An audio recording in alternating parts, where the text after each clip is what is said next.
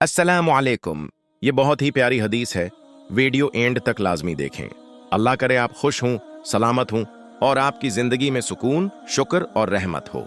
आज एक ऐसी हस्ती की बात करते हैं जिसे लोग बाज औकात बोझ समझते हैं। कभी सास नाराज, कभी बाप खामोश, कभी माँ शर्मंदा, लेकिन इस्लाम कहता है जिसने बेटी पाली उसने जन्नत हासिल की। नबी करीम ने फरमाया, जिस शख्स की 3 बेटियां हों या 2 बेटियां हों और वो उनकी अच्छी तरबियत करे, इन पर खर्च करे और उनके साथ हुस्न सलूक करे, तो वो उसके लिए दोज़ख से पर्दा बन जाएंगी। सुनन तिरमिज़ी हदीस 1914। सुभान अल्लाह। यानी बेटी न सिर्फ रहमत है बल्कि गुनाहों की ढाल है।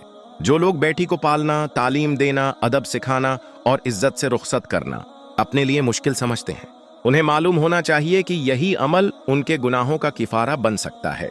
बेटी के कदमों से सिर्फ रहमत ही नहीं आती बल्कि वालिदीन का नसीब भी खुलता है।